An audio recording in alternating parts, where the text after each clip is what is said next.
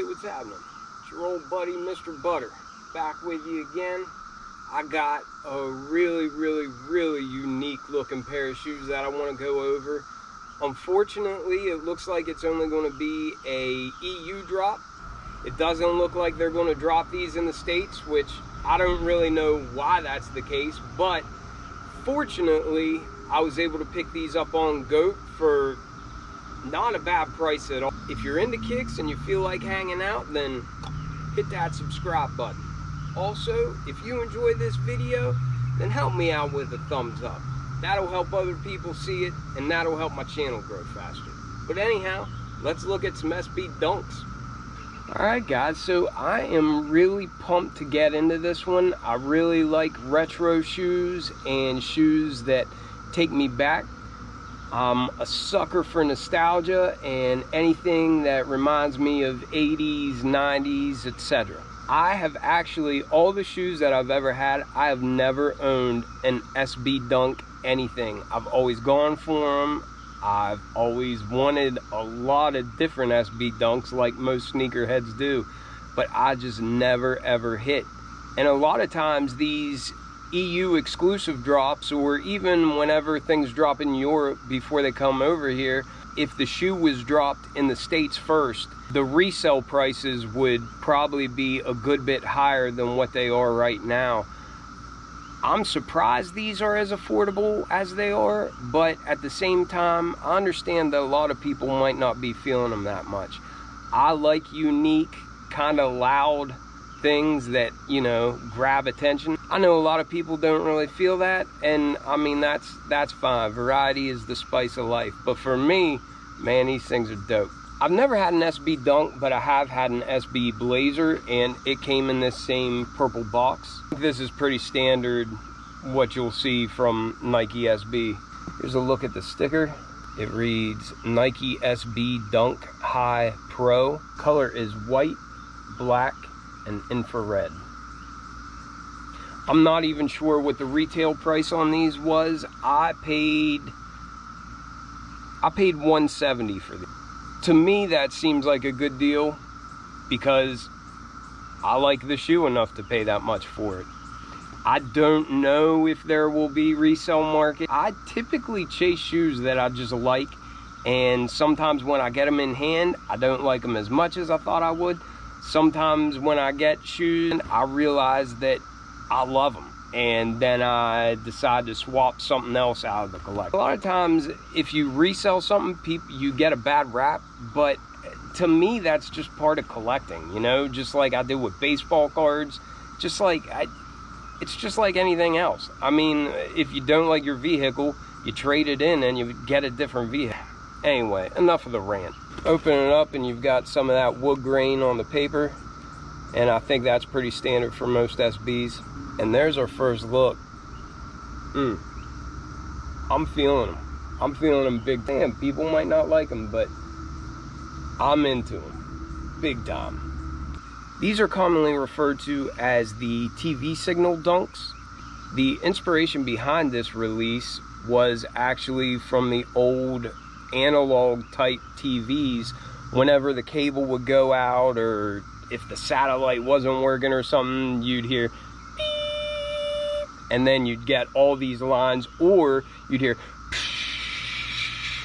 and the screen would get all fuzzy. It's easy to see how that shines through as the inspiration whenever you're looking at this shoe. And another thing that just adds to the retro vibes of it is this is actually like a hologram. It's like the old stickers that I'd have as a kid or something, or even some baseball cards had that, and it would look like the guy was like swinging the bat or whatever, but it makes the little static marks dance around. It looks really neat in person. I don't know if that shines through on the camera as well or not, but take my word for it if you can't tell watching it on screen. The little white sections jump all around as you move it, and I think that's really neat. The materials on these things look really good, to be honest. The suede that's on most of the shoe isn't really soft, but it feels like it's a really good grade. Like it feels like it'll hold up really well and everything. And this toe box, the toe box leather reminds me of the white leather on the University Blue ones. And I mean, really, it's really, really nice quality. They did give us an extra set of laces. I don't know if I would really use these, but I was already thinking of maybe putting like a Hyper Royal colored lace in, or maybe some sort of blue. Really, any primary color I think would be a good option. This looks kind of more like orange, and there's not really any orange on the shoe. I might go for either a more bold red. The black looked good in there too, so I might just leave that in, but I like that they gave us another option. Got your standard Dunk outsole. Nothing really different there. This one though, instead of just saying Nike, it does have the Nike SB there in the middle. But it's a nice black.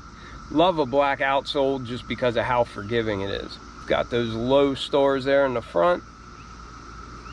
And the midsole is all just a nice bright white. Looks like the stitching is bright white as well. But then coming straight up from that midsole, up here on the mudguard, it's just, like I said earlier, it's not really soft, but it's a real nice grade of suede. You can just tell it's got a good feel to it, and it's going to hold up for a long time. And look how clean the edge of it looks. It looks like it's almost like folded over and then stitched. It just looks really, really nice. That black suede is on that mudguard, and then going up the eye stays, and then on this back panel here. The swoosh on these is actually a patent leather. So it's not that suede. This is actually a patent leather. And then, so is this little heel tab here. Just wraps around. That's neat. Just makes it kind of pop a little bit. I like that. This is really what commands your attention. This, like I said, is just like that holographic, I don't know what the material is, but as you move it, it makes those little static white splotches look like they're dancing all around. And I like that. I mean, my first TV, it had knobs. That's how we changed it, you know? And then I remember it was like a big deal when we got a little box on the top, and then you would slide to the TV station that you wanted. And at that time we might have had like 24 channels or something. And then after that, when we got a VCR, man, that was like making it big time. But let me know what you think.